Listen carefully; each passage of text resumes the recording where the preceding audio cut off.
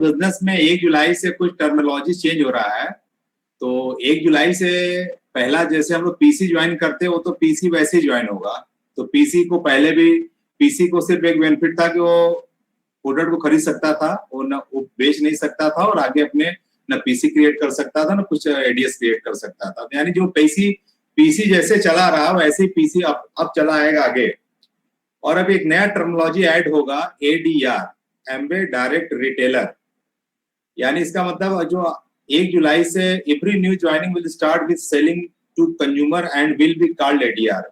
यानी जो जिसकी ज्वाइनिंग एडीआर की होगी उसके पास सारा पावर तो होगा, सिर्फ उसके पास एक पावर नहीं होगा, वो आगे एडीएस नहीं क्रिएट कर सकता, बाकी उसके पास सारा पावर होगा। एक एडीआर जो है पीसी रजिस्टर्ड कर सकता है और सारे बेनिफिट ले सकता है, ट्रेड डिस्काउंट ले सकता है, सीएसआई ले सकता है, सब कुछ ले सकता है। और तीसरा जो क्राइटेरिया आएगा एडीएस। एडीएस जो होगा, न्यू ज्वाइनिंग किसी का होगा एडीआर के थ्रू होगा आफ्टर कंप्लीटिंग सम क्राइटेरिया। मैं आगे भी अगले स्लाइड बताऊंगा क्राइटेरिया हैगा। वो सम क्राइटेरिया कंप्लीट करने के बाद वो बंदा एडीएस में कन्वर्ट होगा, और एडीएस कन्वर्ट होने के बाद उसके पास बिजनेस के सारे पावर आ जाएंगे। यानी हमारा जो 1 जुलाई से ज्वाइनिंग का टर्मिनोलॉजी होगा पीसी, एडीआर एंड एडीएस। अब हम ज्वाइनिंग प्रोसीजर क्या हो रहा है उसको समझने की कोशिश करिए। New joining criteria will be same as before, यानी जैसे ज्वाइनिंग अभी तक हो रहा है उसी तरह होगा। First, now new joining will be valid for 90 days, यानी जो बंदा ज्वाइनिंग करेगा वो एज ए एडीआर ज्वाइनिंग करेगा और उसका 90 दिन वैलिड रहेगा कोड, ठीक है। और न्यू ज्वाइनिंग एज पर ADR can only create PC, यानी जो एडीआर है, एम्बेड डायरेक्ट रिटेलर, वो सिर्फ पीसी क्रिएट कर सकता है।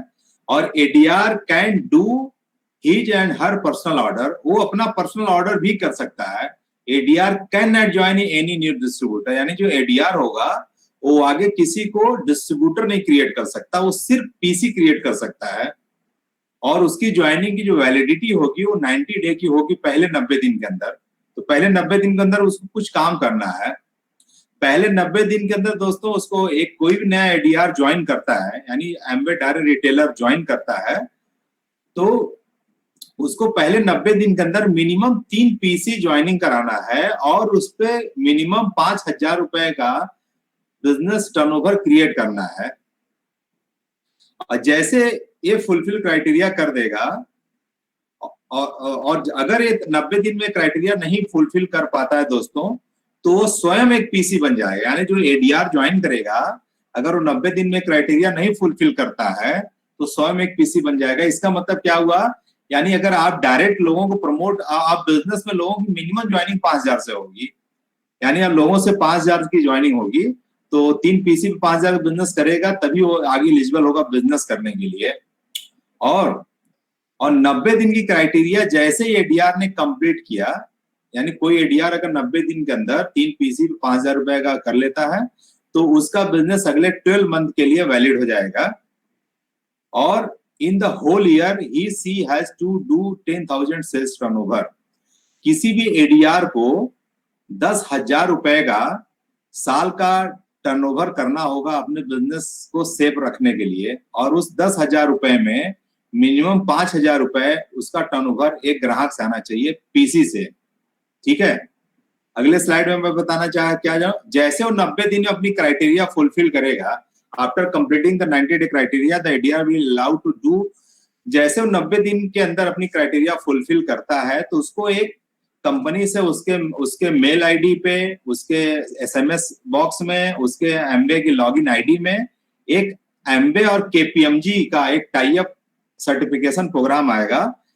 केपीएमजी एक ऐसी कंपनी जो दुनिया की टॉप 4 कंसल्टिंग कंपनी है। अगर आपको सर्च करना हो तो गूगल पे केवल इतना टाइप करिएगा कि top 4 consulting company in the world, केवल इतना टाइप करिएगा, उस टॉप 4 में केपीएमजी है। तो ये बहुत बड़ी बात है कि एम्बे का केपीएमजी जैसी कंसल्टिंग फर्म साथ टाई अप हुआ है। और आपको जो एक असेसमेंट प्रोग्राम होगा, जैसे आप असेसमेंट प्रोग्राम को कंप्लीट करेंगे, उसमें कुछ वीडियो है, उस वीडियो के अंदर उसमें कुछ क्वेश्चंस है, उस क्वेश्चन का आप जवाब देंगे और जवाब कंप्लीट करने के बाद आप एज एडीआर से तुरंत एज एडीएस आप कन्वर्ट हो जाएंगे। और आपके पास एडीएस कन्वर्ट होते ही आपके पास सारे बेनिफिट वो मिल जाएंगे जो आज एडीएस को मिल रहे हैं। और एक दूसरा इसमें क्या है, after the 7 day of joining, यानी ज्वाइनिंग से 7 दिन तक एडीआर को पावर नहीं होगा एडीएस में कन्वर्ट होने के लिए। इसको एग्जांपल ऐसा समझते हैं, जैसे मान लीजिए सीजी ने एमबे बिजनेस स्टार्ट किया और वो पहले दिन ही 3 पीसी बना लिए और पहले दिन 5,000 रुपए का ऑर्डर कर दिए, फिर भी उनका कोड 7 दिन के लिए लॉक होगा, उनका कोड 8वें दिन अनलॉक होगा और 8वें दिन वो अपना केपीएमजी और एमबे का टाई अप कोर्स को कंप्लीट करेंगे और वो एज एडीएस क्वालिफाई कर जाएंगे। दूसरा कंडीशन देखते हैं, कोई बंदा मान लीजिए सीजी ने आज बिजनेस ज्वाइन किया और उन्होंने 8वें दिन अपना, सपोज 8वें दिन, 9वें दिन, 10वें दिन इन्होंने अपना 3 पीसी बना के 5,000 की परचेजिंग किया, तो ऑलरेडी उनका डेट ऑफ ज्वाइनिंग 7 दिन बीत चुका है। तो जैसे वो 8वें, 9वें, 10वें दिन कभी भी वो 3 पीसी बना के 5,000 रुपए का ऑर्डर कर लेंगे, उनका कोड सेम डे में वो अपना क्वालिफिकेशन असेसमेंट कोर्स कर लेंगे और उनका कोड जो है ऑटोमेटिक कन्वर्ट हो जाएगा एज ए एडीएस, और एडीएस के पास फिर फुल पावर हो जाएगा, एडीएस फिर आगे एडीआर क्रिएट कर सकता है। इसके बाद अब आती है पुराने डिस्ट्रीब्यूटर के लिए बात। जैसे हम लोग पुराने डिस्ट्रीब्यूटर हैं, तो हम लोग के साथ क्या क्राइटेरिया, हम जितने भी पुराने डिस्ट्रीब्यूटर हैं, हम लोग 1 जुलाई को इंटर करेंगे एमबे के नए प्रोग्राम में। तो हम लोग जितने भी लोग एज एडीएस ज्वाइन करेंगे 30 जून तक, यानी 1998 से एमबे चालू हुआ है, 30 जून 2020 तक जितने लोग भी एमबे डिस्ट्रीब्यूटर एज एडीएस हैं, वो लोग एडीएस ही कहलाएंगे 1 तारीख, यानी हम लोग के साथ कोई छेड़छाड़ नहीं होना है। 1 जुलाई से जिनकी ज्वाइनिंग होगी उनको एज एडीआर ज्वाइनिंग होगी, और हम लोगों के साथ मिनिमम जो पुराने डिस्ट्रीब्यूटर हैं उनके साथ एक क्राइटेरिया फुलफिल करना है। From 1 July the ADS will complete the annual sales criteria ₹10,000, यानी हम पुराने लोग अगर मिनिमम 10,000 रुपए का बिजनेस नहीं करते हैं पूरे साल, यानी पूरे साल अगर 10,000 बिजनेस नहीं करते हैं और उसमें भी मिनिमम 5,000 रुपए आपका ग्राहक से आना चाहिए। थर्ड पॉइंट है, in your total annual sales ₹10,000 minimum to minimum sales ₹5,000 from your PC. चौथा पॉइंट क्या है, if anyone not complete annual sales criteria she will become an ADR in first year.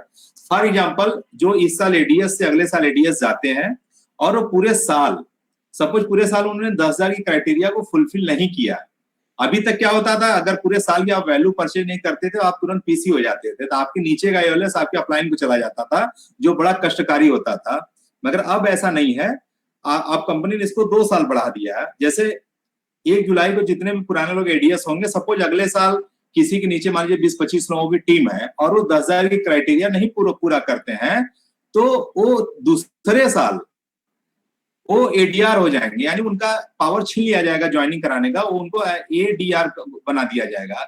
और फिर अगले साल भी अगर वो एडीआर में 10,000 का नहीं करते हैं, देन तीसरे साल पीसी होंगे।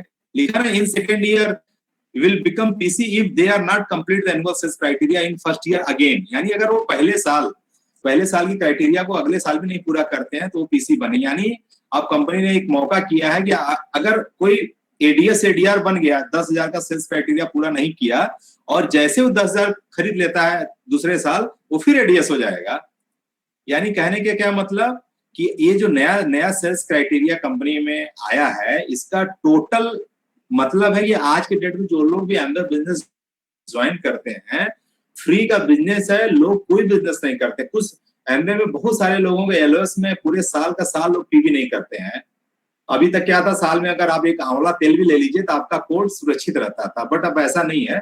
आपको कम से कम 10,000 रुपए की वैल्यू का परचेज करना होगा, यानी इनडायरेक्ट में अगर महीने का 1,000 रुपए पकड़ते हैं, यानी कंपनी का ये सोचना है कि अगर कोई एमबे के साथ है, मान लीजिए बिजनेस नहीं भी करता है, अगर वो अपने घर का मिनिमम रिक्वायरमेंट भी फुलफिल एमबे से करता है, जैसे वो अगर अपने घर के लिए सोप लाता हो, टूथब्रश लाता हो, टूथपेस्ट लाता हो, टेल्कम पाउडर लाता हो, शैम्पू लाता हो, कपड़ा धोने का लाता हो, हैंड वॉश लाता हो, डीओ लाता हो, यानी अगर इतना भी अगर घर में उसके प्रोडक्ट यूज हो रहा हो दोस्त, तो पूरे साल 10,000 हो ही जाता है।